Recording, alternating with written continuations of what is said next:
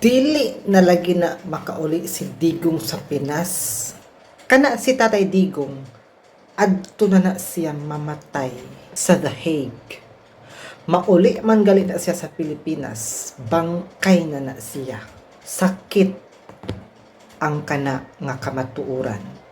Pero maski pa og unsaon nag-request og interim released, di jud na siya i-release.